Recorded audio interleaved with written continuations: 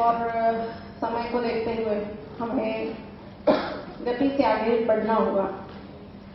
तो ये जो है हमारा गो विज्ञान का प्रोजेक्ट है और वहां पर अपनी गौशाला है, जहां पर जैसे सुनील जी ने बताया कि मुख्य रूप से वो गोवंश है जो दूध कम और गोमूत्र और गोबर ज्यादा देता है।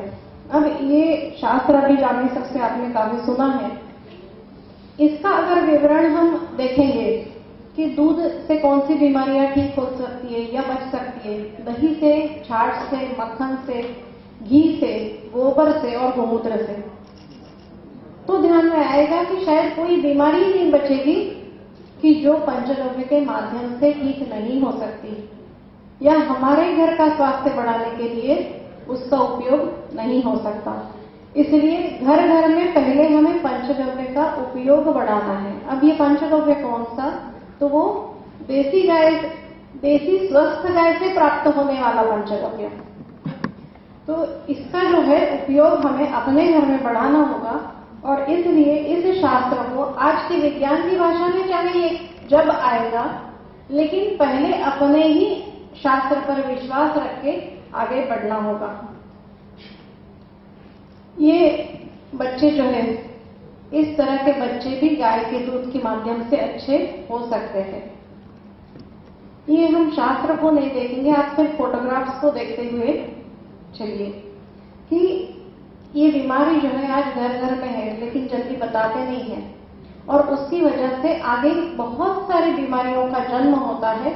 आज का मॉडर्न साइंस भी ये बता रहा है कि जिनको कॉन्स्टिपेशन है, पेट साफ होना बहुत ही अनिवार्य है।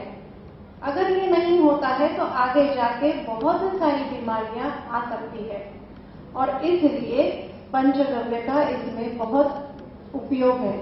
जैसे गाय का दूध घी डाल के लेना या फिर गोमूत्र भी अपने आप में पेट को साफ रखने वाला है और इसलिए इसका उपयोग घर घर में होना। चाय पी के टॉयलेट के लिए जाना या पानी पी के टॉयलेट के लिए जाना, ये नॉर्मल हैबिट नहीं है। हमें नॉर्मल इसमें ही सुबह उठकर कॉल आना ये जरूरी है। ये जो छाछ है, इसको पृथ्वी का अमृत बोला गया है। अभी अभी जानी सर ने आपको अमृत क्या क्या हो सकता है और हम लोग भी अच्छे से जानते हैं। तो छाछ का साल के 10 महीने अपने घर में उपयोग करना यानी सेवन करना, ये उसके लिए प्रिवेंटिव रोल के लिए बहुत ही आवश्यक है। ये काफी सारे उसमें अपने घरेलू उपचार दिए हुए हैं, लेकिन इतना डिटेल में हम अभी नहीं जा पाएंगे। गोघृत ये हमारे लिए बहुत ही जरूरी है और इसका अपने जीवन से जब प्रतिशत कम हो गया है, जिसका नतीजा आज हम लोग देख रहे हैं। अनाज की शुद्धि से लेकर शरीर की शुद्धि, उसके साथ साथ जहर की भी शुद्धि। अगर आप लोग आयुर्वेद शास्त्र के स्टूडेंट्स हैं तो आपको मालूम होगा कि जितने भी जहर आयुर्वेद में औषधि रूप में उपयोग में लिए जाते हैं, उनका जो शोधन यानी उनकी शुद्धि शरीर में सेवन करने योग्य उन्हें बनाने के लिए गाय का छाछ, गाय का दूध, गाय का मूत्र, गाय का घी, इनका ही उपयोग किया जाता है। अगर ये इतना टॉक्सिसिटी, जो टॉक्सिक ड्रग है, उसका हम कर सकता है, तो फिर जो जहर हमारे शरीर में रोज जा रहा है, क्या वो उसको कम कर सकता है या नहीं? इसका भी स्टडी जो है IIT हैदराबाद के डॉक्टर विजय कुमार जी ने किया। उनके पास एक सैंपल आया था अभी राइस का, जो ऑर्गेनिक फार्म से आया था, जो गोबर गोमूत्र की खेती के माध्यम से आया था, और दूसरा उन्होंने कंपैरिजन के लिए फिर सैंपल मार्केट से लिया जो केमिकल पद्धति से लिया गया था।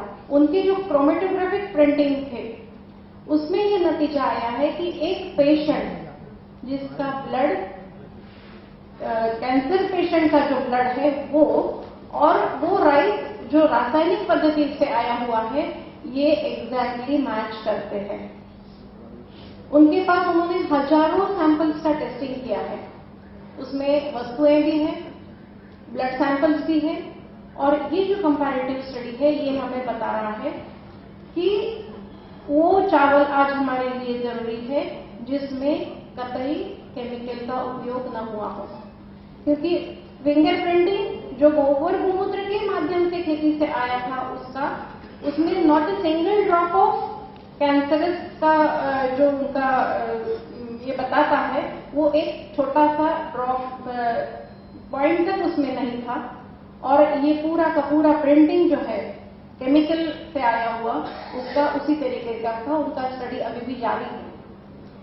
वैसे ही हमारे हार्ट को अगर हमें अच्छा रखना है, शास्त्र ने ये बताया हुआ है कि गाय का घी मसल टोन को इंक्रीज करता है। आज कभी पेट बढ़ा हुआ मिलता है, कभी मसल्स में ढीलापन मिलता है। ये अगर हमें स्ट्रेंथ चाहिए तो यहाँ गाय के घी का बहुत ही ज्यादा उपयोग होता है। ये हम अलग अलग तरीके से कर सकते हैं। पंचकर्म के माध्यम से भी कर सकते हैं, गाय का घी के घर में उपयोग करने से भी कर सकते हैं, औषधि घी का सेवन करने से भी कर सकते हैं।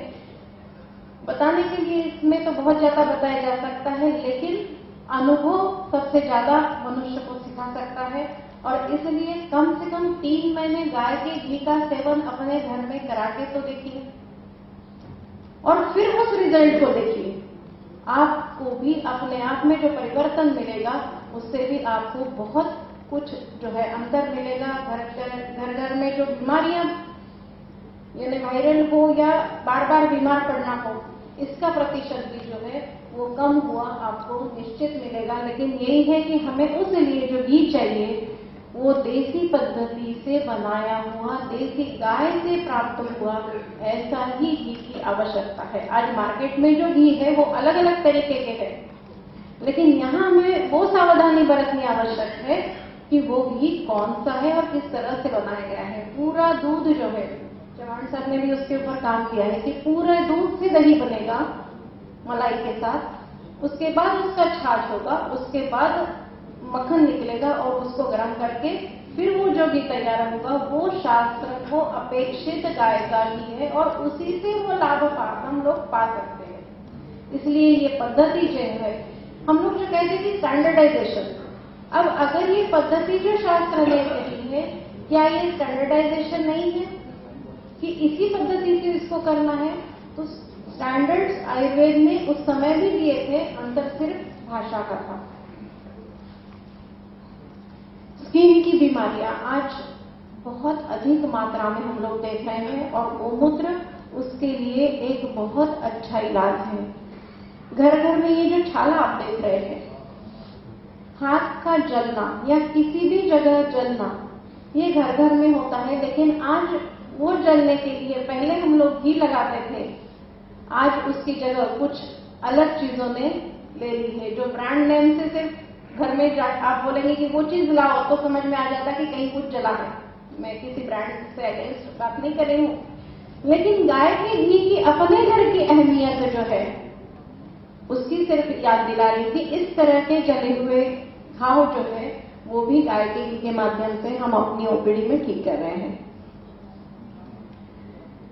सिर का दर्द, कान का दर्द, काफी लोगों ने कान का दर्द का अनुभव किया होगा। कान में अगर दर्द होता है तो हम लोगों को क्या चीज की याद आती है कि तुरंत किसी के पास जाओ, कुछ ड्रॉप्स ले लो या अपने से केमिकल वाले दुकान में चले जाओ, फार्मेसी के, वहां से ले लो। एक किस्सा मैं बता रही हूँ, ऐसी ही एक संगोष्ठी के लिए हम लोग तिरुपति गए थे। संगोष्ठी खत्म होने के बाद जब हम लोग बस में बैठे, कोई आया, एक जन मेरे पास बोला कि मेरे कान में बहुत दर्द हो रहा है। अब क्या करें? जब हम लोग निकल रहे थे उस समय हमारे पास अपने दवाई का बक्सा था जिसमें गोमूत्र अर्क था।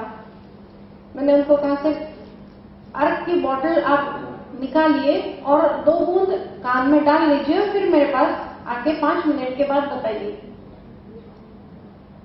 और तुरंत वो दर्द खत्म हुआ। ये अनुभव के साथ या ये विश्वास के साथ मैं उसको बस में क्यों बता पाई? वो इसलिए बता पाई कि ऐसा कुछ मेरे साथ भी पहले हुआ था कि 2, 3, 4, 5 दिन कान का दर्द हुआ, मैं किसी के पास गई भी नहीं कि मैं कुछ करूंगी, कुछ किया भी नहीं, अर्क को भी डाला नहीं। और फिर कुछ ज्यादा बढ़ा तो फिर घर के लोग चिल्लाए कि भाई आप या तो जाओ या तो कुछ करो।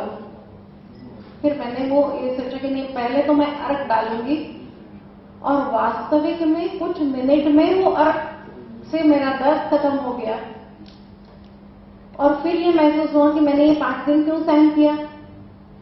तो इसलिए ये जैसे मेरा समय खराब हुआ वैसे आपका ना हो, इसलिए विश्वास के साथ बता रही हूं। सिर्फ ध्यान इतना रखिए कि उनका पर्दा फटा हुआ नहीं होना चाहिए, कान का पर्दा फटा हुआ नहीं होना चाहिए।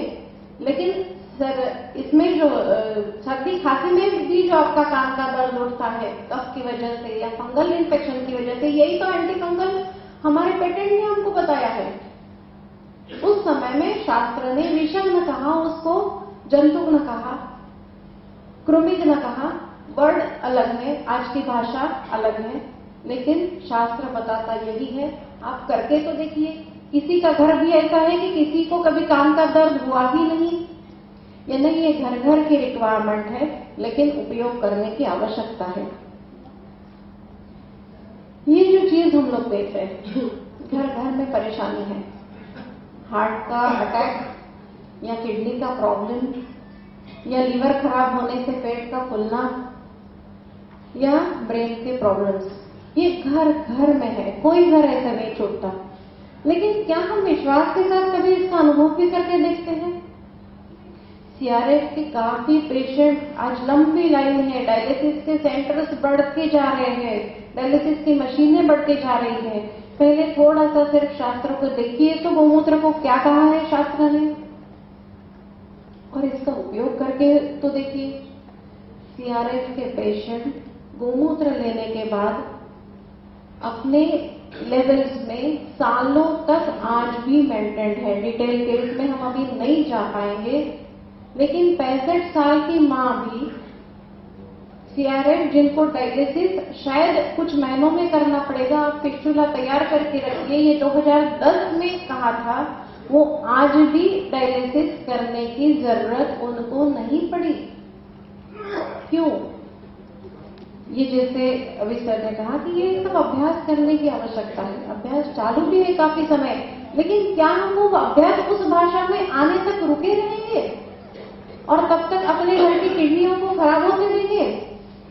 तो इसलिए पहले उपयोग शुरू करिए, शास्त्र के ऊपर विश्वास रख के, और निश्चित रूप में ये रिजल्ट हमें मिलते हैं।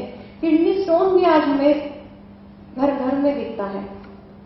कारण अनेक होंगे, किसी को पेशाब रोकने की आदत होती है। आजकल के बच्चे तो महाविद्यालय में टॉयलेट्स ठीक नहीं है या स्कूल में टॉयलेट्स ठीक नहीं है, इसलिए पानी भी नहीं पीते। आजकल के जो ड्रेसिंग हैबिट्स है कि जीन्स पहने हुए हैं तो टॉयलेट कैसे जाएंगे, इसलिए बच्चे पानी नहीं पीती। उनको ये मालूम नहीं है कि आगे 10 साल बाद उनकी किडनी का क्या होगा। लेकिन आज ये सोचने की आवश्यकता है। ये फ्लशिंग या ये क्लीनिंग जिसको गोमूत्र को आयुर्वेद में लेखन कहा हुआ है, ये शरीर से जितनी चीजें अनावश्यक जो रुकी हुई है उसको खरोच के बाहर निकालना है। इसका अनुभव करके देखिए। किडनी स्टोन 15 ml गोमूत्र अर्क 3 बार लेके तो देखिए, धीरे धीरे आपका स्टोन गल जाएगा, कोई ऑपरेशन की जरूरत नहीं पड़ेगी। जो कर सकता है ऑपरेशन वो करेगा, लेकिन जो नहीं कर सकता है, अफोर्ड भी नहीं कर सकता है, और उसके घर में अगर गाय है तो फैक्ट्री उसके पास है दवाई की, उसको कहीं जाने की आवश्यकता नहीं है। गाय का ताजा हो, 12 महीने आप उपयोग उसका कर सकते हैं। शास्त्र ने कभी ये नहीं कहा कि इस ऋतु का लो, उस ऋतु का लो। ऋतु में अगर परिवर्तन होता है, उसका असर अगर प्राणी जीवन में होता है तो मनुष्य में भी उसका असर जो है या रिक्वायरमेंट कम ज्यादा होगी। और इसलिए हमें हमेशा ताजे गोमूत्र का ही उपयोग करना है। फिर उसका अगर सेवन भी करना है या फिर उसकी दवाई भी बनानी है, इसका हमें ध्यान जरूर रखना है। और गोमूत्र के बारे में त्वचा के जो असर है वो तो आपने वापस करके रिजल्ट खुद ही देखे हैं, तो उसमें अभी हम ज्यादा नहीं देखेंगे। दूसरी जो चीज है वो गोबर हमारा ताजा हो, उसमें कंटामिनेशन नहीं हो, वो पतला नहीं हो, यानी उसके भी जो स्टैंडर्ड्स है वो शास्त्र ने बताए हैं। थोड़ा सा इतिहास में जाके देखिए कि गोबर के उपयोग हम लोग अपने जीवन में क्या क्या करते थे। घर की लिपाई से लेके मंजन से लेके उसका रस लेने का, उसका राख का उपयोग करने हैं, उसका रस निकालकर उसकी दवाई बनाकर उसका भी विविध रूप से उपयोग करना है। इतने अलग अलग फॉर्म में इसका उपयोग किया गया है। जैसे उसका फॉर्म बदलता है उस तरीके से उसकी अलग अलग जो प्रॉपर्टीज है वो मनुष्य के लिए बेनिफिशियल हमारे सामने आती है। दूसरा जो आप चित्र देख रहे हैं ये है फ्यूमिगेशन। जो दवाइयां हमें बनानी है, जिस कंटेनर में उसको हमें रखना है, उसे हमें प्यूरिफाई करना है और वहां भी गाय के गोबर से बने हुए उपले या कंडे उसका उपयोग भी फ्यूमिगेशन के लिए करना है। थोड़ा सा और सोच के देखिए कि हमारा जो होली का त्योहार है वो सीजन कौन सा है और उस समय क्या वो होली जब हम जलाते हैं तो कहीं गोबर का उपयोग बताया है? इस विषय पर BHU और NVRI लखनऊ इन्होंने दोनों ने काम किया और एंटीवायरल उसका जो उपयोग है वो सामने आया है। जिसका मैंने कहा था तो डायबिटिक वुंड्स या इवन बेड सोर्स, आज अस्पताल में जितने भी मरीज हैं जिनके लिए या तो बेड सोर्स हुए हैं या होने की संभावनाएं हैं, आप सिर्फ उनके फीड को कम से कम सादा गाय का घी लगाइए तो जहां बेड सोर्स नहीं हुए लेकिन संभावना है, और देखिए बेड सोर होते ही क्या, आपको तुरंत नतीजा आएगा। अगर बेड सोर हुआ भी है तो जात्यादिग्रिस लगाइए, देखिए वो ठीक होता है कि डायबिटिक वुंड को जात्यादिग्रिस अगर कितना भी वो अंदर हुआ हो तो भी उसकी पट्टी उसमें डाल के देखिए तो ठीक होता है कि नहीं, ये निश्चित होता है। एक ड्रेसिंग जो हमारे यहाँ चल रहा है, अभी हमारे यहाँ एक किसान ने एक बैल ला के दिया, हमारे यहाँ जब वो आया उसके शरीर में पूरे फोड़े थे और एक घाव यानी उसका आगे का जो पाँव है उसमें इतना हाथ अंदर जा सकता था, इतना उसका फोड़ा जो है ओपन होने के बाद सेप्टिक हुआ। अभी नेट ओपन नहीं हुआ जिसकी वजह से वो वीडियोस मैं आपको नहीं दिखा पा रही हूँ, मेरे पर है वो वीडियोस। इतना हाथ अंदर जाता है। आज 1.25 महीना हुआ हम लोग ड्रेसिंग कर रहे हैं और उसको पेट में भी दवाइयां दे रहे हैं। जो सुश्रुत ने कहा कि ये इसको व्रण के लिए देना है, उसका पूरे फोड़े जो शरीर पे आए थे वो पूरे ठीक हुए। वो किसान अभी उसको मिल के गया बैल को, क्योंकि उसने हमारे यहाँ उसको लाके छोड़ा था कि अब ये बैल नहीं बचने वाला, लेकिन बेचेंगे कैसे, और अब मैं उसको झेल नहीं सकता क्योंकि उससे 10,000 उसने लगवा दिए थे। Bile salt, bile pigment, urea, ये आज की बहुत बड़ी समस्या जो है अभी भी हमारे इसमें डिस्कशन हुआ है। इस सब के लिए गोमूत्र एक बहुत अच्छा जो है विकल्प हमारे सामने है। ये बरमुडी सर के बारे में जो हुई है बात, कैंसर का 4th स्टेज का पेशेंट है। लीवर सिरोसिस, ये भी आज की एक बहुत बड़ी समस्या है। इसके लिए भी गोमूत्र के हमारे काफी पेशेंट्स हैं जो सालों लीवर सिरोसिस से अपने दवाइयों के साथ अच्छे से मेंटेन है, कोई उनको प्रॉब्लम अभी भी आने नहीं आए हैं। इसकी विद द हेल्प ऑफ गोमूत्र you can protect your liver definitely. ये छोटा बच्चा है जिसको किडनी का प्रॉब्लम है, उसके बिफोर एंड आफ्टर रिजल्ट से ये इतना डिटेल में हम अभी नहीं जाएंगे। ये एक छोटे बच्चे का सिर्फ मैं किस्सा बताऊंगी और मैं यहाँ पर रुकूंगी। ये छोटा बच्चा है 10 महीने का, जब हमारे पास आया, इसके बर्थ के 6वें दिन उसके सिर पर एक फोड़ा आया और ये फोड़ा आने के बाद दवाइयां लगाना या जो भी उसका इलाज चला, नागपुर के अच्छे स्किन स्पेशलिस्ट, पीडियाट्रिशियन, काफी लोगों के पास ये घुमा है। और उसके बाद अगर आप उसका थोड़ा देख सकते हैं तो हाथ के नाखून पे कम से कम आधा सेंटीमीटर तक बढ़ेगा, इतना वो जो है वहां पर ग्रोथ वहां पर हुआ था। ये जब अपने पास आया तो जितने आप उसको सफेद दाग देख रहे हैं, ये सफेद दाग नहीं है, यहाँ पर उसको फोड़े हुए थे और वो फोड़े ठीक होते थे, फिर से आते थे, ठीक होते थे, फिर से आते थे, इसके वो दाग है। हमारे यहाँ भी जब आया तब उसको उसकी माँ कपड़े पहनकर भी ठीक से नहीं ला पाती थी। पीठ पर भी फोड़ा है, पेट पर भी फोड़ा है, हाथ में भी है, दोनों कोहनियां भी है, वो घसी हुई है। इस तरह से पूरे बदन में उसके फोड़े थे। उसका जब हमने हिस्ट्री लिया, डायग्नोसिस किया, तो आयुर्वेद के हिसाब से माँ के दूध के माध्यम से उसको वो बीमारी आ रही थी। हमने उसको ज्यादा दवाई उसको नहीं दी, ज्यादा उसको लगाने के लिए दिया और अपना एक गोमूत्र का बना हुआ बच्चों के लिए जो सिरप होता है वो उसको दिया गया और बाकी ट्रीटमेंट उसकी माँ की गई। 8 दिन बाद जब ये बच्चा आया अपने पास, आप कंपैरेटिव थोड़ा सा अगर देख सकते हैं तो कि उसके बाद उसका यानी ऊपर का पैर और नीचे का कि उसका जख्म 8 दिन बाद जब वो माँ आई तो वो माँ बताती है कि मैंने 10 साल की बेटे को कभी 10 महीने से कभी हंसते हुए नहीं दिखा था, अभी 2 दिन से कम वो बीच बीच में हंस रहा है, कभी किसी के पास थोड़ा सा समय रह जाता है। और इस तरीके से उसका वूंड हीलिंग हुआ। आप वो मुंह के पास जो है उसकी जख्म जो है वो आप देख सकते हैं और लगभग 1.25 महीने में उसको फिर से फोड़ा भी नहीं आया और जो जख्म थे वो सब धीरे धीरे होके खत्म हुए।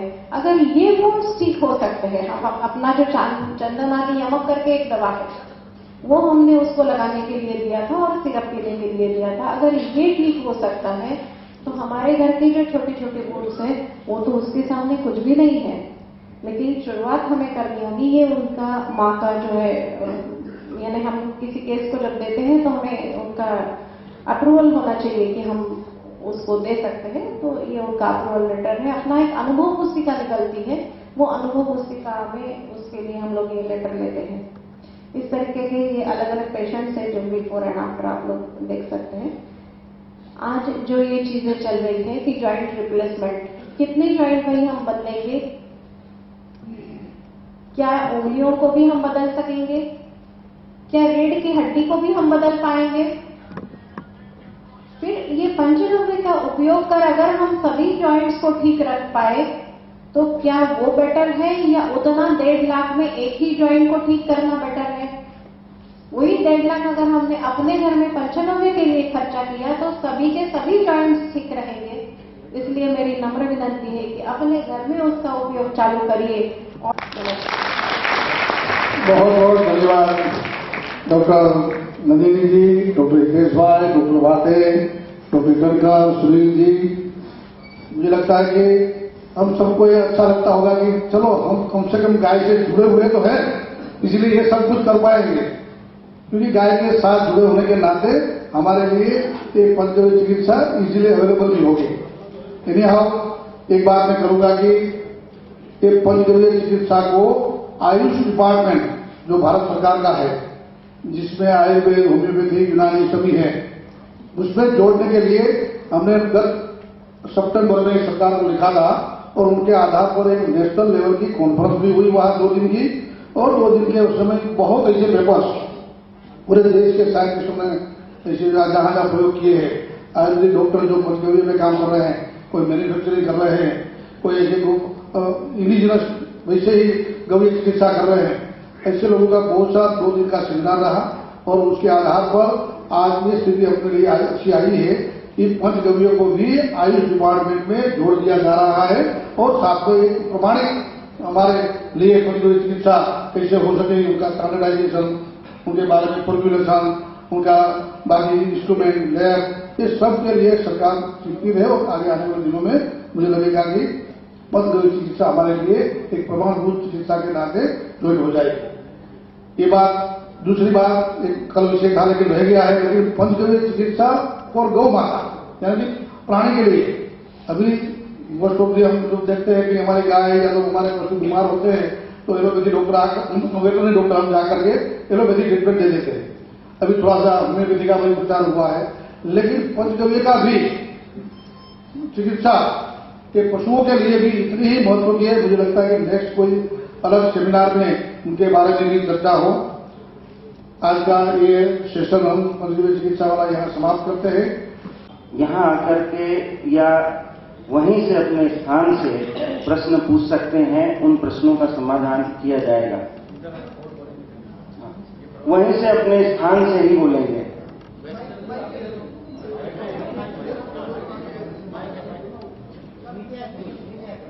नीचे आ जाओ, नीचे आ जाओ।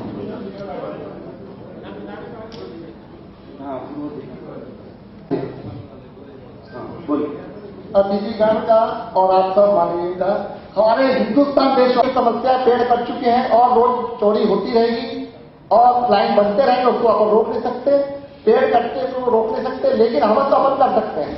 अगर हवन करेंगे तो गाय माता के गोबर से और गौ सिद्ध जो है वास्तव में अमृत है, ये एक अग्निहोत्री सरदार ब्राह्मण बोल रहा है।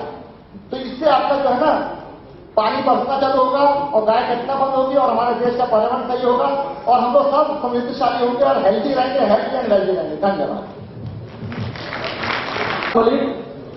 अध्यक्ष गोकुल नगर दुग्ध संघ की तरफ से 2 सुझाव या बुद्धिजीवियों को देना चाहता हूं। गौ माता को लेकर दर्शन शास्त्र और दार्शनिक दृष्टिकोण से 70 साल बिता दिया गया है। अभी अभी डॉक्टर रमन सिंह जी ने गोकुल नगर का स्थापना किया। गोकुल नगर में लगभग 9000 से ज्यादा गौवंश है। वहां पे एक विकलांग डॉक्टर है और 3 महिला सहायक। यहाँ पे गवर्नमेंट मशीन बैठी हुई है, इसलिए मैं इस बात को बोल रहा हूं कि 9000 गौवंश के लिए एक विकलांग डॉक्टर और 3 महिला को दिया गया है। खाली गौवंश को लेकर दर्शन शास्त्र करना और गौवंश पे अर्थशास्त्र का फोकस होना। मैं गौवंश को अर्थशास्त्र फोकस बनाना चाह रहा हूं। ये आपस से निवेदन करना चाहता हूं कि हमारे गोकुल नगर में लाखों टन गोबर गौमूत्र नाली में बह रहा है। मैं लिखते लिखते थक चुका हूं।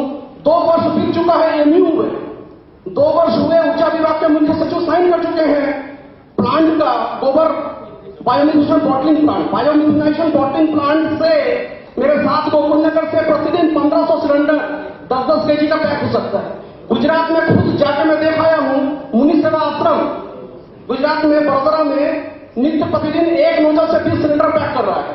तो गोबर गैस का बायोमिथेनेशन में वही हीट 1250 का वही ट्रू फ्लेम CO2 को जो है ऑफ कर रहे हैं। तो हमारा रोजगार फर्क होना चाहिए। हमारे खाली गोकुल नगर से मैं 1000 करोड़ रुपए का टर्नओवर दे सकता हूं। खाली 1000 करोड़ रुपए गोकुल नगर में 1000 करोड़ रुपए, क्योंकि बहुत दूर होता है मेरे यहाँ और कोई डेस्क नहीं है दूध बेचने का। देसी गाय में अभी मेरे 300 गौपालकों को बोला हूं 5-5 देसी गाय रखिए। सारे लोगों के पास 5-5 देसी गाय आ गए हैं। उसके गोबर मूत्र को कहां बेचना है, कैसे प्रोसेस करना है, गोकुल नगर में कोई नहीं है। डॉक्टर रमन सिंह जी के कमरों से स्थापित गोकुल नगर हुआ है। अब आप ये जो मेंटेन करने वाले हैं, बनाने वाले हैं, अब तक जागृति नहीं थी।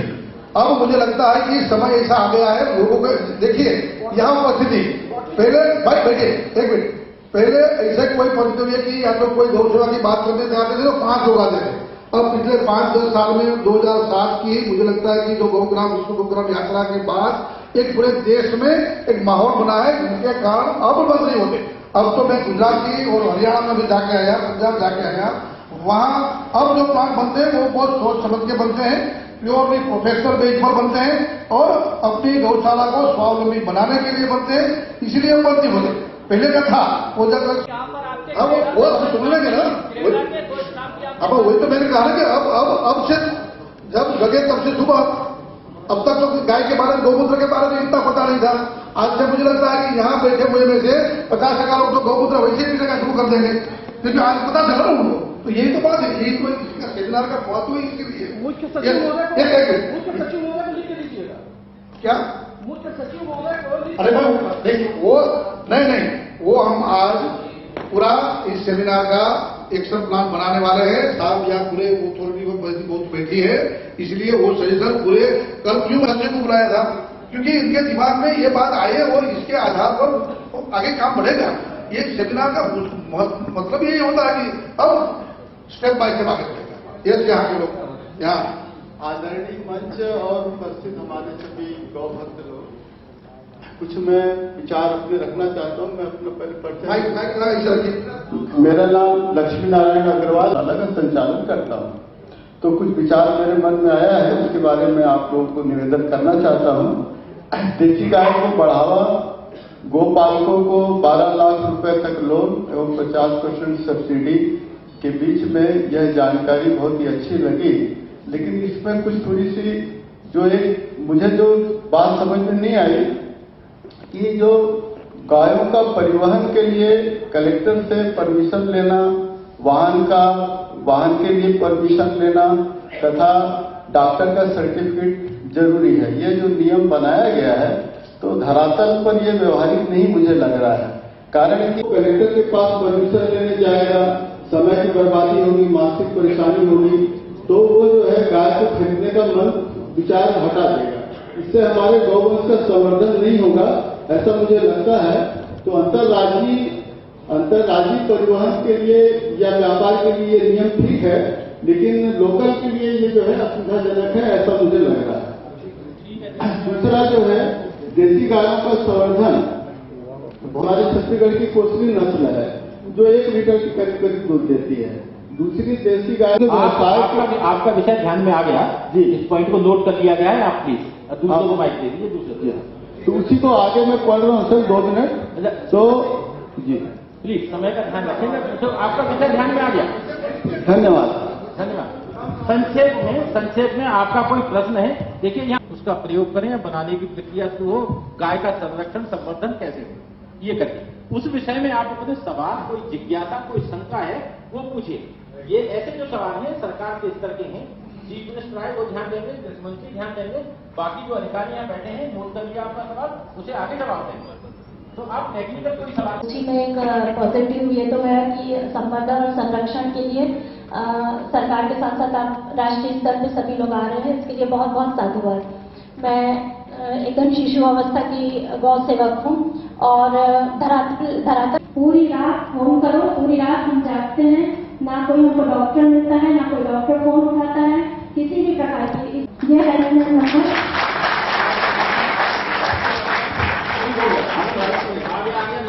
मैं जया भी लेती हूँ उनसे।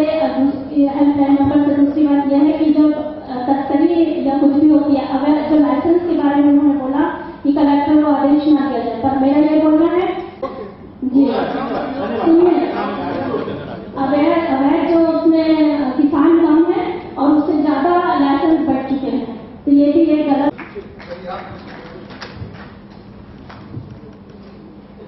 बोलिए भारत माता की जय। यहाँ जो सभा हो रही है, यहाँ सब हाँ वही तो जो भी जितने भी यहाँ मेरे सम्माननीय हैं, मैं सिहावाला की तरफ का बुर्शी डोंगरी ग्राम का एक जो भी भारत में पशु हत्या होती है, सप्लाई कहाँ से होता है? भारत देश में, नेपाल में, वहाँ वही बात बोल रहा हूँ। टेक्निकल बात हो रही है, हाँ तो वही बोल रहा हूँ सर, यहाँ सरकार क्या प्रतिबद्ध है पशु हत्या होने की उसके लिए। आपको प्रणाम करता हूँ। मैं डॉक्टर राकेश सिन्हा, प्रदेश सहकार भारती का प्रदेश महामंत्री हूँ। मैं 2 दिन से आपकी कार्यशाला अटेंड कर रहा हूँ। मेरा एक आग्रह है, पंचगव्य से जितने भी अनुसंधान हुए हैं हमारे प्रदेश में, बहुत सारे अनपढ़, बहुत सारी ऐसी महिलाएं हैं जो पढ़ाई लिखाई नहीं की है। क्या ऐसी कोई हम प्रशिक्षण शाला का आयोजन कर सकते हैं जिससे हम महिलाओं को इस क्षेत्र में आगे ला सकें और कर सकें? ऐसी जो भी संभावनाएं हैं मैं आपसे निवेदन करता हूं, बताएं। आपका बहुत सही है। वास्तव में मैंने आज ही हमारे दूसरे माननीय अधिकारी, मैं कुलपति जी को बोलते रहता हूँ, वास्तव में मिश्रा जी को, फूलबासन यादव हमारी कार्य समिति की चलते हैं। वास्तव में माताओं बहनों के बीच ये विषय, क्योंकि ये बहनों के लिए मेरा विशेष वही आग्रह था, क्योंकि उनके बीच में ये प्रशिक्षण का पूरा कुछ न कुछ रूपरेखा को बनानी चाहिए। और आप पहले तो हम यहाँ कल हमने तो बताया थे, आज आत्मबोध जी हमारे बीच में है और हमारे सखाराम जी हैं। आत्मबोध जी थोड़ा खड़े हो जाएंगे, ध्यान में आएगा सबको। आत्मबोध जी अग्रवाल, इनका महासंघ मैडमों के केंद्र पर गए थे, वहाँ एक गौशाला वहाँ केंद्र, सखाराम जी भी खड़े हो जाए। सखाराम कार्यकर्ता तैयार कर रहे हैं। तो माताओं बहनों का प्रशिक्षण हम इस ऐसे स्थानों पर तब तक जब 2 अक्टूबर से वहाँ महीने के 2-3 बैचेस लगातार होती है, तो उनमें आप भेज सकते हैं। और थोड़ा सा हमारे विश्वविद्यालय का बाकी प्रयास करेंगे तो उनको भेजने में थोड़ी सहयोग करेगी, आपको कुछ न कुछ उनकी मदद मिल सकेगी, क्योंकि आयोग भी यहाँ पर है, विश्वविद्यालय बाकी कोई भी प्रावधान किसी बात से लेकर, तो उसमें थोड़ा सर्वे करके जाने आने का वे बाकी चीजें होंगी। ऐसी गौशालाएं खुली पूरे प्रदेश को ध्यान रखते, और वहाँ सरकार ने बजट भी दिया है और 50 महिला भाई बहन सबको ला करके वहाँ ऐसे गौमूत्र से लेकर के, कपड़े से लेकर के, धूपबत्ती से लेकर के ये मेडिसिन भी बनाना, ऐसा 3 दिन का अब वर्षों रखते हैं। ऐसा क्या भी किया जा सकता है? धन्यवाद। उपस्थित प्रतिभागीगण, हमारे छत्तीसगढ़ में गौ का मुख्य भोजन पैरा है। ये दुर्भाग्य की बात है कि किसान पैरा को आग लगा के समाप्त कर देते। इस पर प्रतिबंध लगाया जाए। सब लोगों ने हाथ खड़े किए, इनका जरा थोड़ा फॉलोअप करेंगे सबका, क्योंकि यहाँ पर ये कार्य रुकना नहीं है, ये कार्य बहुत आगे ले जाना है, आपके सबके कंधे पर ही रहेगा। तो जितने लोगों ने रुचि इसके थोड़ा सा अभ्यास करें। नागपुर का केंद्र आपके बहुत नजदीक है, क्योंकि मैं बहुत सारे 4 महाविद्यालय विश्वविद्यालय यहाँ पर हैं, तो छात्रों की ट्रिप वहां पर वैज्ञानिकों के साथ थोड़ा आपस में इंटरेक्शन हो गया, थोड़ा आपस में आदान प्रदान क्या चल रहा है, तो सारा रिव्यू आप कर सकते हैं। क्योंकि निजी है वहाँ, जैसे विश्वविद्यालय सब बहुत सारे वहाँ महाविद्यालय विश्वविद्यालय जो काम में लगे हैं, कृषि से लेकर आयुर्वेद से लेकर बहुत तरह तरह के हैं, तो थोड़ा ये कार्य इस प्रदेश के लिए अच्छा रहेगा, इसलिए विद्यार्थियों ने थोड़ा बहुत महत्वपूर्ण सुझाव भी है मेरा जो है, ये जितना जो हमारा जो विषय का जो कोर्सेस है बीबीएस एंड एज में वेटरनरी के जो कोर्सेस होता है स्नातक का, उसमें सर पंचकव्य के भी कंपल्सरी सब्जेक्ट होने, वो भी 4-5 सेमेस्टर से कम कर नहीं होना चाहिए। एक रिक्वेस्ट है सर, इसको बीसीआई के सेक्टर में इसको शामिल किया जाए। पंचकव्य का एक 10वीं क्लास के बाद का कैसा कोर्स बन सकता है, 12वीं के बाद क्या बन सकता है, डॉक्टर्स के लिए पीजी डिप्लोमा इन पंचकव्य ऐसा करके काउंसिल में हमने दिया है, सबके कोर्सेज बनाए हैं। और मैं कुलपति जी इधर बैठे हैं, वैसे मैंने रिकमेंड में लिखा है रिकमेंडेशन में कि यहाँ भी ऐसे एकेडमिक प्रोग्राम दिया जाए, तो फिर किसान के लिए, किसान के बच्चों के लिए, और जो स्किल डेवलपमेंट में ऐसे 30 एरिया है मिल्किंग से ऐसे, वो उसके लिए टास्क फोर्स आप बनाइए और ऐसे कोर्स की डिजाइन जो क्लिनिकल वाली तो हम आपको दे सकते हैं, लेकिन नॉन क्लिनिकल एग्रीकल्चर बेस्ड या जो वेटरनरी बेस्ड की है उसका एक अच्छा ढांचा आपको इधर खड़ा करके फिर हमने रिकमेंडेशन में दिया है। तो वेटरनरी के कुरिकुलम में ऑलरेडी बीसीआई कुरिकुलम में ये है। हम लोग जो लाइव स्टॉक प्रोडक्ट टेक्नोलॉजी जो पढ़ते हैं उसमें दूध के प्रोडक्ट्स का बारे में पढ़ते हैं, मीट प्रोडक्ट के बारे में पढ़ते हैं, उसमें प्रोडक्ट्स एंड बाई प्रोडक्ट्स के बारे में भी पढ़ाया जाता है। लेकिन पंचकव्य एक ऐसा विषय था कि इसके बारे में ज्यादा चर्चा नहीं हुई। अब क्योंकि ये बातें आगे बढ़ी हैं तो सिलेबस में ऑलरेडी है, प्रावधान है, उसे पढ़ाना शुरू करेंगे अपने लोग, ऐसा ध्यान रखेंगे। जब मैंने जैसे बताया था गोमूत्र के बारे में, इम्यूनोमॉड्यूलेशन का काम करता है। आप लोग अपना कैरियर इम्यूनोमॉड्यूलेशन में, इससे दवाएं बनाने में या इन दवाओं का उपयोग करने में, एनिमल्स में एक्सपेरिमेंट, ह्यूमन बीइंग में एक्सपेरिमेंट, इस प्रकार के दायित्व ले सकते हैं। इसका बहुत जबरदस्त आगे फ्यूचर है। नहीं समाप्त किया जाता है और अपने जो माननीय अतिथि लोग हैं इनका भोजन की व्यवस्था डीन साहब, हमारे एग्रीकल्चर के डीन साहब हैं, उनके रखरखाव में की गई है। और हमारी अध्यक्षता न्यायमूर्ति श्री शंभुनाथ श्रीवास्तव जी, पूर्व चीफ जस्टिस एवं प्रमुख लोकायुक्त छत्तीसगढ़ शासन, गौवंश संवर्धन एवं संरक्षण के संवैधानिक पहलू पर वक्तव्य देंगे। मेरा उनसे सादर आग्रह है कि वह स्टेज पर आकर अपना स्थान लें। तो न्यायमूर्ति श्री शंभुनाथ जी,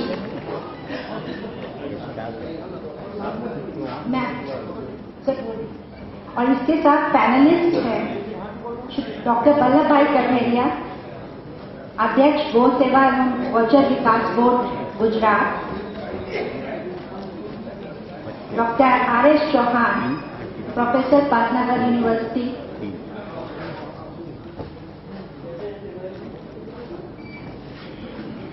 doctor U.K. Mishra, honourable vice chancellor Chhattisgarh Kamdhenu विश्वविद्यालय। ये सभी लोग इस सत्र के पैनलिस्ट हैं। इन सभी के लिए एक बार जोरदार कर्तव्य ध्वनि से स्वागत। मेरा अनुग्रह doctor S.K. Patil, honourable vice chancellor Indira Gandhi कृषि विश्वविद्यालय से। कृपया सर आप भी स्टेज पर आए।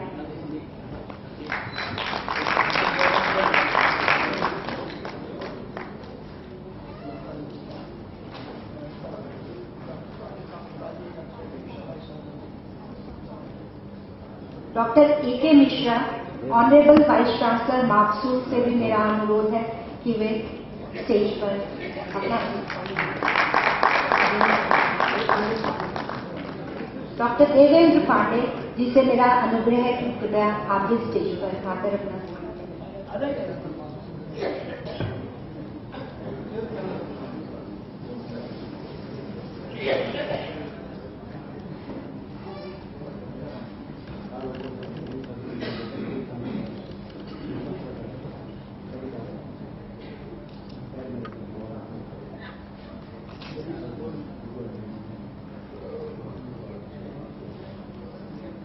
धन्यवाद सर। अब मेरा अनुरोध डॉक्टर वल्लभ भाई कटेरिया से कि वे शब्द मॉडरेटर की हैसियत से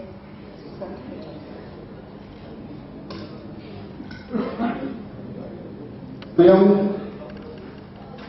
लास्ट सेशन हमारा ये शुरू करने जा रहे हैं। उसके बाद सीधा कंक्लूडिंग सेशन होगा। हमारे 2 दिन की कार्यशाला में अलग अलग सत्र में विभिन्न विषयों पर जो जानकारी दी गई, अभी जो बात आ रही है ये लास्ट सेशन में अपने बीच में श्री न्यायमूर्ति श्री सम्राट जी श्रीवास्तव जी है। आप सबको पता है कि वो लोकायुक्त के नाते पूरे छत्तीसगढ़ शासन में कार्यरत है। लास्ट सेशन में सिलेक्टेड लोगों ने जो प्रश्न उठाए थे, गौ हत्या के बारे में, गौ हत्या कानून के बारे में, ट्रांसपोर्टेशन के बारे में, मुझे लगता है कि इस सेशन में उन सबको सही आंसर मिल जाएगा। इसलिए ज्यादा बात न करते हुए अपने आदरणीय श्री सम्राट श्रीवास्तव जी का स्वागत करते हुए हमारे बीच में doctor S K. Patil, doctor Mishra, अपने कामधेनु विश्वविद्यालय के भी doctor Umesh Kumar ji, doctor R S. Chauhan, सब लोग जो यहाँ बैठे हैं, सबका इस सेशन में मैं स्वागत करता हूँ। और ज्यादा बात न करते हुए सीधा मैं माननीय न्यायमूर्ति श्री सम्राट जी को कहूंगा कि वो अपने विचार व्यक्त करें हमारे सामने। धन्यवाद। श्री सम्राट जी।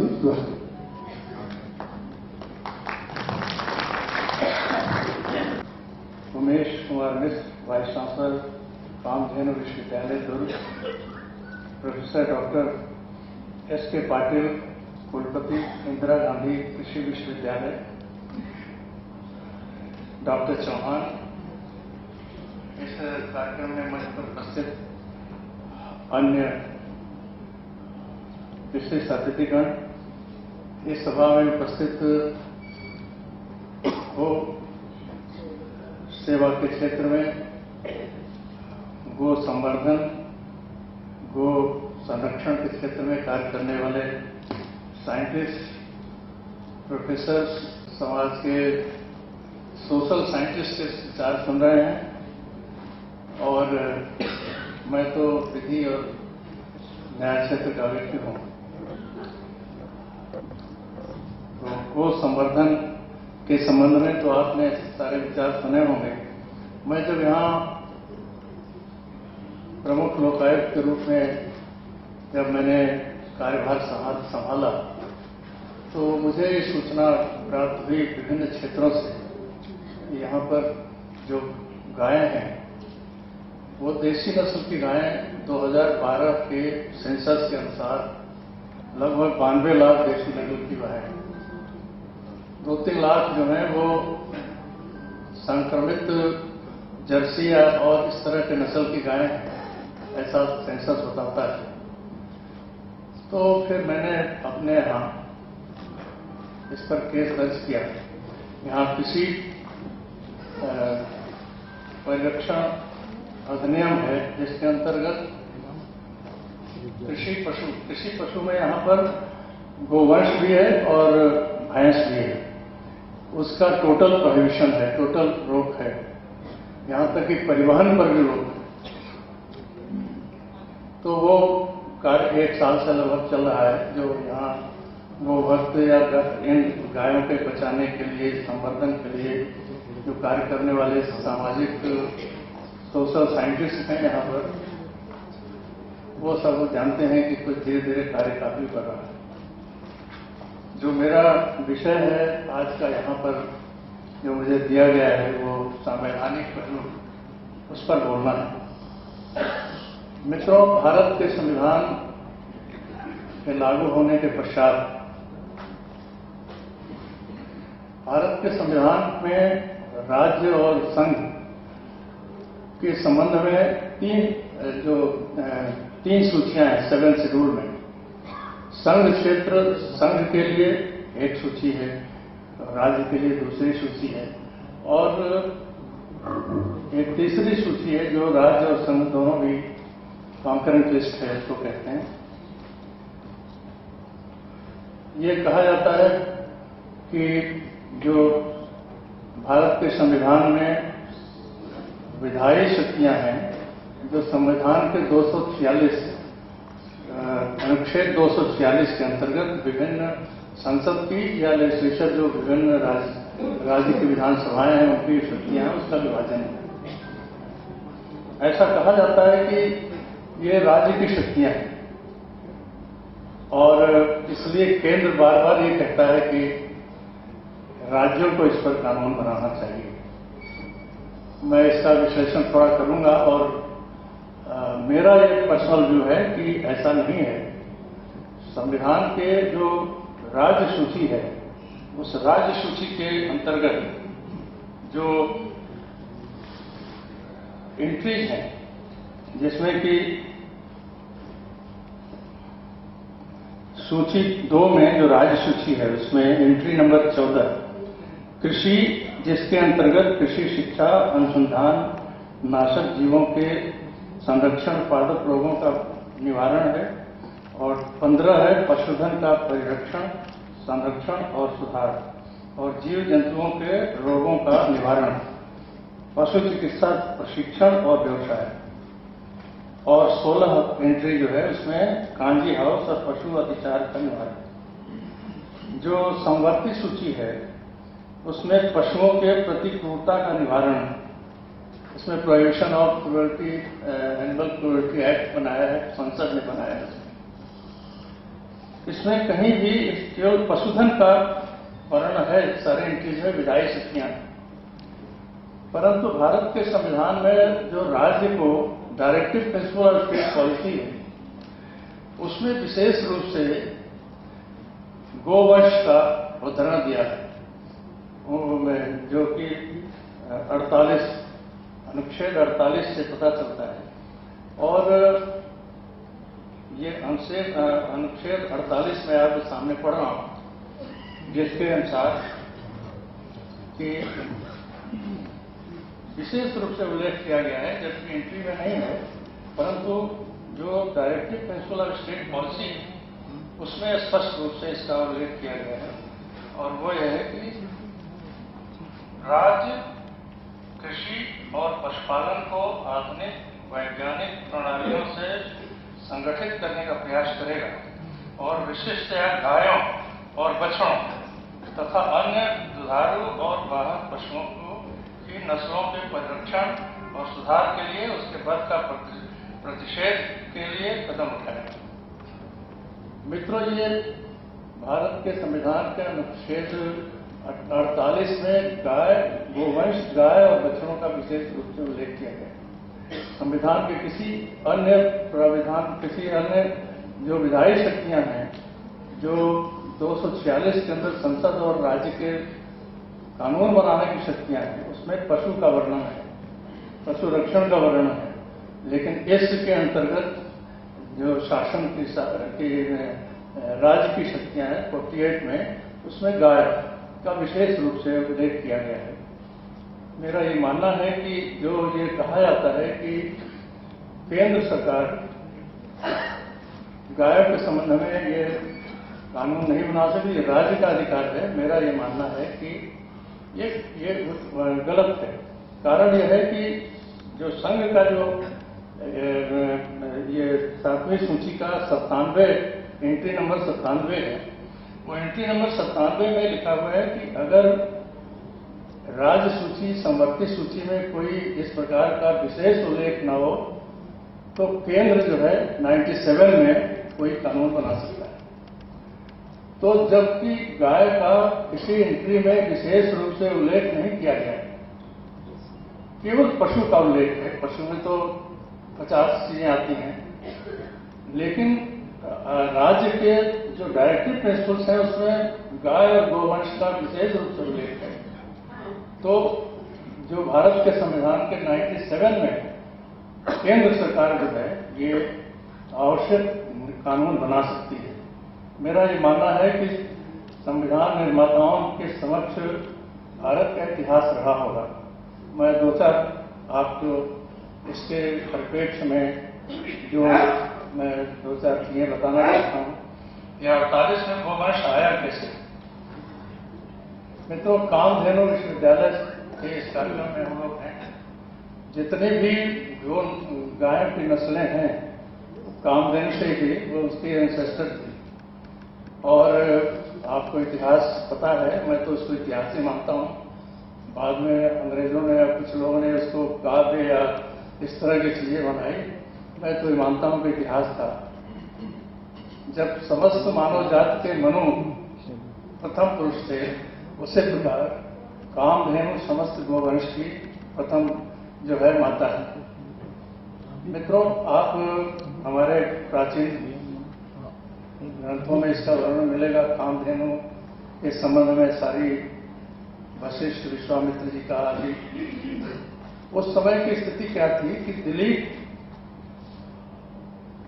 कामधेनु की जो पुत्री थी नंदिनी, उसकी सेवा के लिए ग्वाले के रूप में बहुत दिनों तक उन्होंने उनकी सेवा की, चलाते रहे और उसकी सेवा करते रहे। और रघु जैसा महान पराक्रमी पुत्र पैदा हुआ रघुकुल बाद में, वहां से ये प्रारंभ होता है। मित्रों, सारे प्राचीन भारत का इतिहास आप देखें तो वो भारत की आर्थिक और धार्मिक रीढ़, इसकी व्यवस्था की रीढ़ थी। आप हर्षवर्धन तक का पीरियड जो आता है 6वीं शताब्दी तक, तब पूरे भारत का इतिहास ये है। 712 में इस्लामिक आतंकवादियों और आक्रमणकारियों का आतंक होने के बाद यहाँ जब इस्लामिक शासन बना, तभी जो है न्याय व्यवस्था में काजी की व्यवस्था बनाई गई, जो कि न्याय की व्यवस्था, न्यायिक हेड होता था। बाद में उसकी जगह पर डिस्ट्रिक्ट जज है।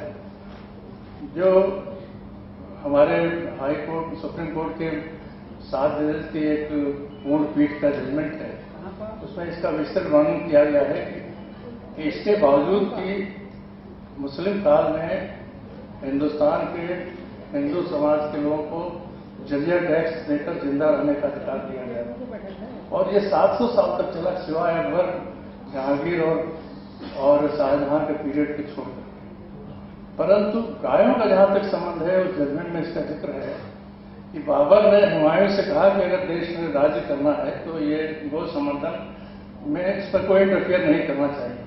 उन्होंने उस जजमेंट में विभिन्न समयों के बारे में इसका जिक्र किया है और इसलिए उस पूरे पीरियड में इस तरह की गोकशी कभी नहीं हुई, इक्का दुक्का होती रही। शिवाजी के जमाने में आता है उनके जीवन में कि एक कसाई गाय काटने ले जा रहा था, बचपन में उन्होंने उसको रोका और किस प्रकार प्रतिरोध किया, क्या किया। इस तरह छिटपुट घटनाएं थी। लेकिन एक अंग्रेजों के समय में जो एक विशेष रूप से गायों को काट करके काटने की व्यवस्था शुरू हुई, वो पहले नहीं थी।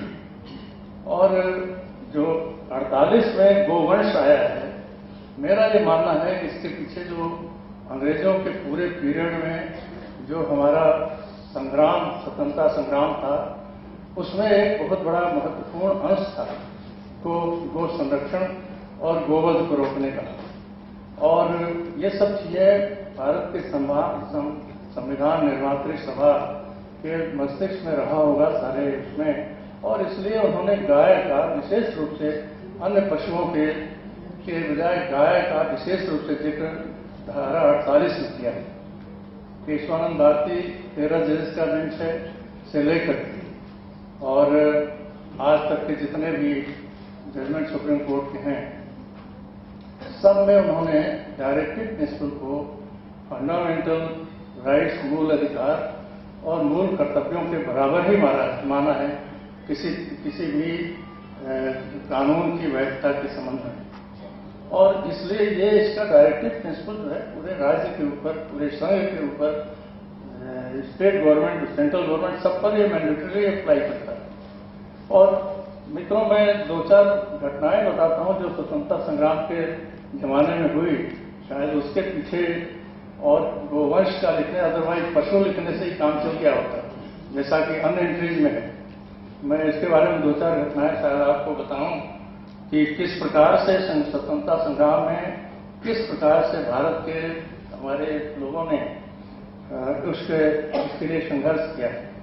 ऐसा इतिहास से मालूम होता है कि जब मुस्लिम काल समाप्त हो गया और अंग्रेजों के विरुद्ध 1857 में जबरदस्त क्रांति की लहर आई, तो उस समय अंग्रेजों ने शायद इस देश में हिंदू मुसलमानों को बांटने के लिए इस प्रकार की चीज सर्कुलर जारी की और गोवध परमिट किया, जिसके शिकार हमारे देश के लोग हुए। मित्रों, 2-4 घटनाएं जो हम बताना चाहते हैं।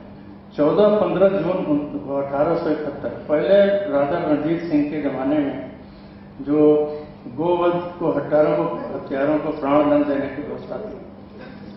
15 जून 1871 में सेशन जज मेजर डेविड ने जो राजकोट में गुरुद्वारे के पास एक गुजरखाना चलाने के लिए नामधारी सिखों का राम सिंह कूका नाम का विद्रोह हुआ, उसमें कितने लोगों की फांसी की सजा दी गई जिन्होंने रोका।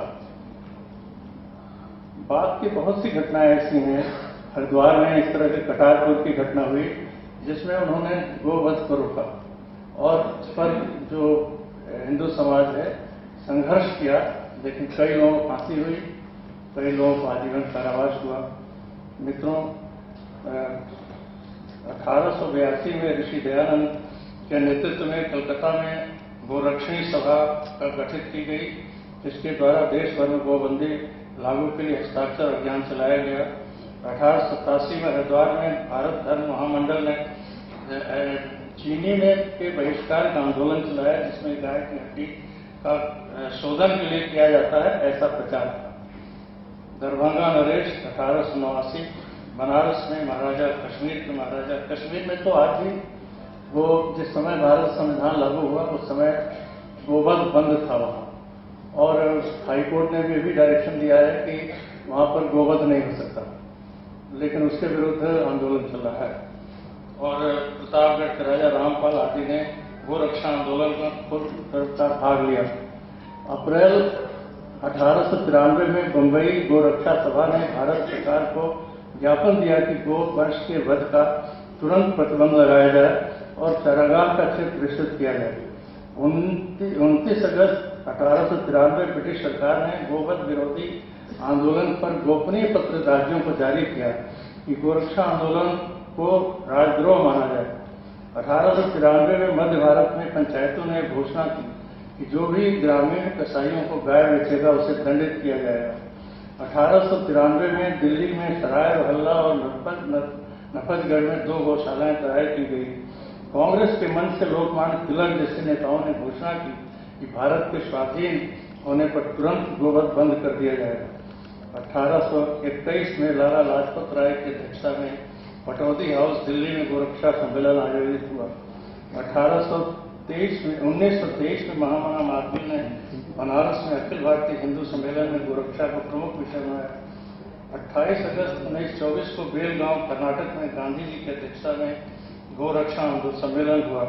25 जुलाई 1928 को साबरमती आश्रम में अखिल भारतीय गो सेवा संघ गठित किया गया।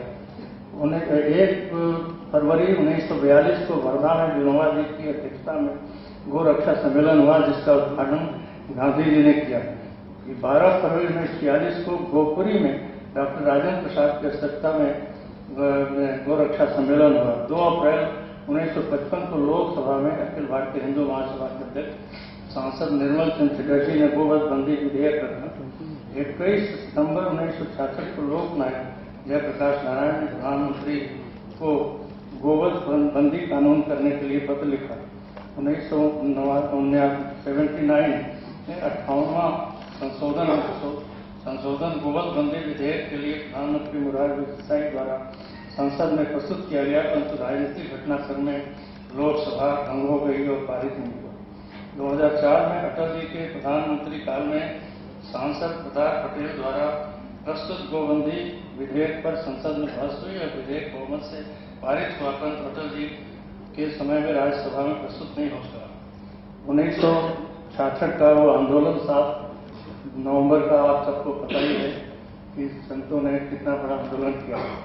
मेरे पूरे ऐतिहासिक घटनाक्रम को देखने के कारण पिछला जो इतिहास था, इसलिए आज जो अनुच्छेद 48 में गोवंश का विशेष रूप से उल्लेख किया गया। मित्रों, जो भारत के मेरा यह व्यक्तिगत विचार है कि कृषि जो मंत्रालय है उसमें वो गाय का अलग विभाग खोला जाए या गाय का अलग मंत्रालय ही बनाया जाए।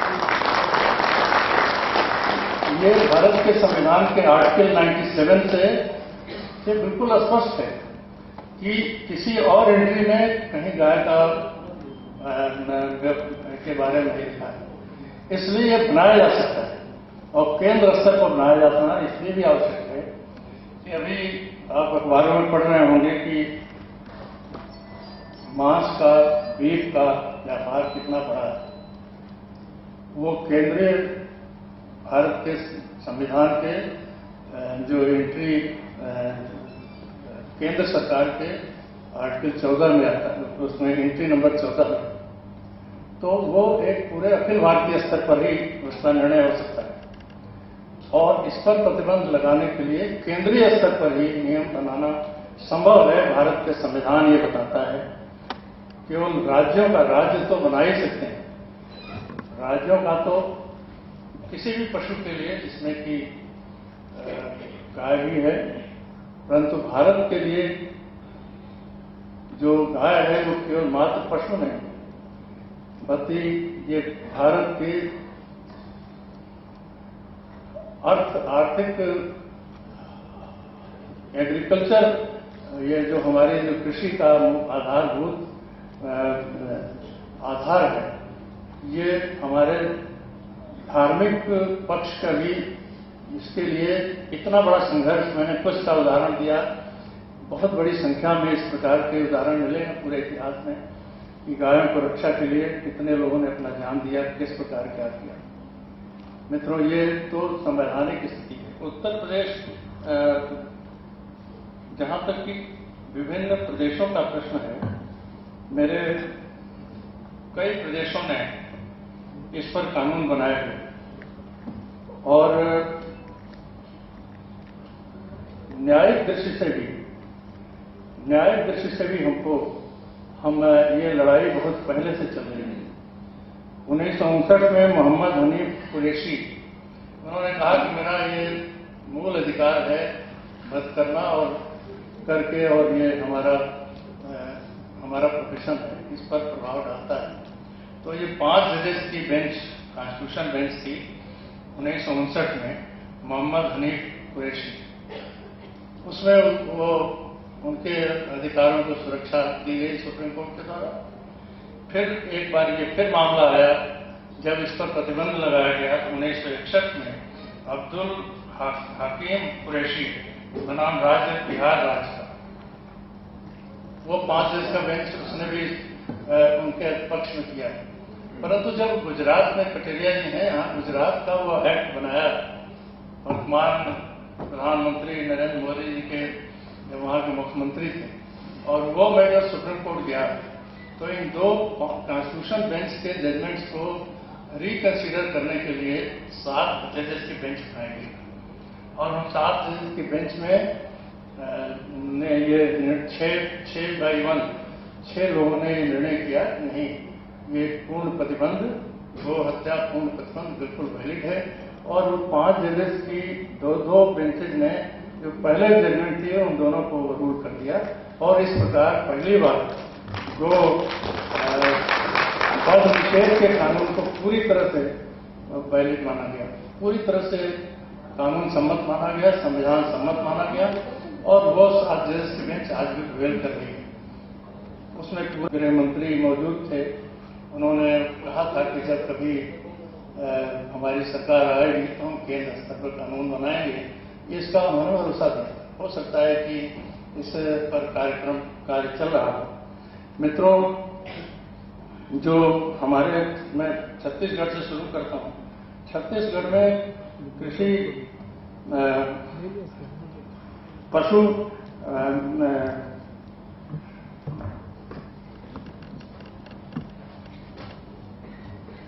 पशु परिरक्षण अधिनियम है, जिसके अंतर्गत कृषि पशु का वध, उसका जो परिवहन, जिससे कि उसका वध है तो ले जाने कि में जो भी सहयोग करे या जो ले जाए या जिसके माध्यम से वो पशु वध के लिए ले जाया जाता है, वो सब प्रोहिबिटेड है। और अगर परिवहन में भी अगर पाया गया कि नियमों के अनुसार ये परिवहन वध के लिए किया जा रहा है तो 7 वर्ष का सजा और 50,000 रुपया फाइन का प्रावधान है। जब मैंने यहाँ पर कार्यभार ग्रहण किया तो इसके अंदर कोई नियम नहीं बने हुए थे। सक्षम अधिकारी, इसमें बहुत से प्रावधान थे जिसके अंतर्गत गोवध पर या इस प्रकार के गोवंश के वध पर पूरी तरह से रोक लगाई जा सकती थी, परंतु वो रूल बने नहीं थे। लोक आयोग के प्रयास से गो सेवा आयोग को सक्षम अधिकारी नियुक्त किया गया और ज्वाइंट डायरेक्टर या डिप्टी डायरेक्टर जिले का सक्षम अधिकारी जो गो सेवा आयोग के अंतर्गत है, इसकी मॉनिटरिंग की जा रही है। और यहाँ के जो छत्तीसगढ़ के हमारे मित्र लोग बताएंगे कि बहुत बड़ी संख्या में गोवंश को वध हेतु ले जाने में रोका गया है पिछले 1 साल के अंतर्गत। परंतु मुझे लगता है कि अभी भी कुछ कार्य करने की आवश्यकता है। जो यहाँ के उड़ीसा या आंध्र प्रदेश या ऐसे रास्ते हैं जो कि बांग्लादेश जाते हैं, उन तरफ से कुछ गायें जंगल के रास्ते से जाने का अभी भी सूचनाएं मिली हैं, उस पर भी कार्य चल रहा है। मित्रों, इस प्रकार के कानून जो है वो कई प्रदेशों में हैं, परंतु उनका प्रभावी जो कार्यान्वयन जैसे उत्तर प्रदेश में है, उत्तराखंड में है, हिमाचल प्रदेश, मध्य प्रदेश, छत्तीसगढ़, झारखंड, राजस्थान, महाराष्ट्र, गुजरात आदि में है, और परंतु आसाम, बिहार, आसाम, मणिपुर, अरुणाचल प्रदेश, नागालैंड आदि में आंशिक रूप से। केंद्रीय स्तर पर अगर इस प्रकार का जो है वो कानून बनेगा तो सारे भारत के ऊपर लागू होगा। मित्रों, जब से ये बीफ बैन के बारे में मुंबई के राज्य शासन ने प्रभावी कार्रवाई की है, तो आप देखते हैं कि किस तरह से इन 15-20 वर्षों के अंदर गोमांस खाने वालों की कितनी बड़ी संख्या है। किस प्रकार अखबारों में रिजल्ट आ रहा है, कितने बड़े बड़े लोग हैं, उनको ये उनके स्वाद में आ गया है। तो इस पर तुरंत कंट्रोल, तुरंत इस पर प्रोहिबिशन करना अत्यंत आवश्यक है पूरे भारत के स्तर पर। और ये कानून से संभव है और प्रभावी देखरेख से संभव है, जनता के सहयोग से संभव है। और इस पर जो है वो अभी एक सुप्रीम कोर्ट का और जजमेंट आया जिसमें कि उन्होंने 2014 में क्या अधिकार हैं, जैसे मनुष्य के ह्यूमन राइट्स में क्या इंक्लूडेड है, उसी प्रकार के सुप्रीम कोर्ट का एक और जजमेंट आया है जिसमें उन्होंने 5 अधिकार पशुओं के उन्होंने सुरक्षित किए हैं। ह्यूमन राइट्स की तरह उनके भी राइट्स क्या हैं, जिसमें कि उन्होंने कहा freedom from hunger, thirst, malnutrition, freedom from fear and distress, freedom from physical and thermal discomfort, freedom from pain, injury and disease, freedom to express normal pattern of behavior। ये 7/5/2014 का judgement है, जैसे राधा कृष्णन का deliver किया हुआ supreme court के माननीय न्यायाधीश। उन्होंने कहा food and agriculture organisation in its legislative and regulatory option for the animal welfare indicated that these 5 freedoms found place in the Welfare Council 2009 and is also called the 5 freedoms. These 5 freedoms, as already indicated, are considered to be the fundamental principles of animal welfare, and we say that these freedoms find a place in this section 3 and 11 of the PCA Act. Cruelty Act, prohibition of, and they are for the animal like the rights granted to the citizens of the country under Part 3 of the Constitution.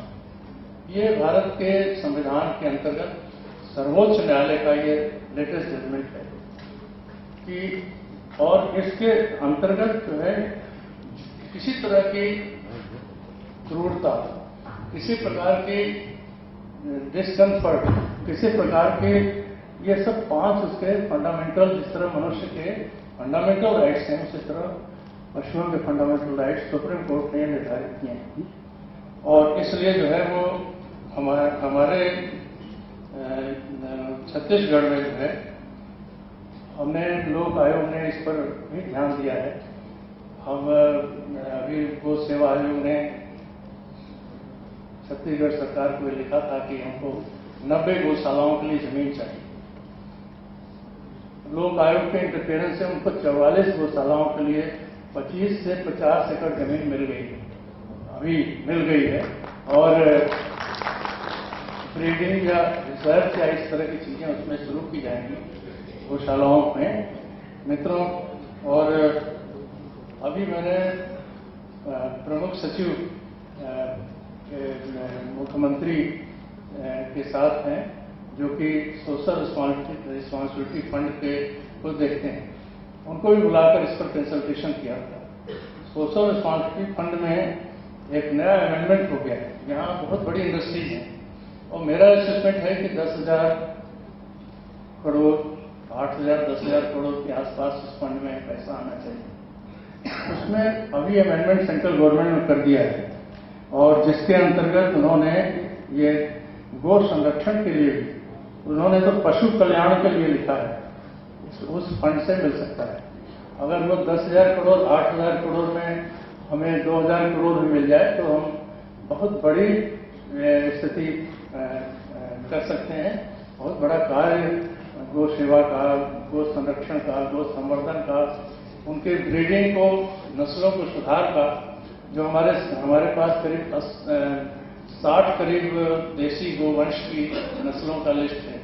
उनमें से कुछ तो इतनी अधिक उन्नत नस्लें हैं कि अभी मैं हरिद्वार गया था तो मैंने देखा, हमको बताया आचार्य बालकृष्ण ने कि उनके यहाँ जो गायें हैं कुछ बड़ी संख्या में 400-500, कुछ गायें उसमें 20 लीटर 25 लीटर दूध, इतना डेवलपमेंट हो गया है ये देशी गाय। तो इस प्रकार का भी कार्य हम कर सकते हैं।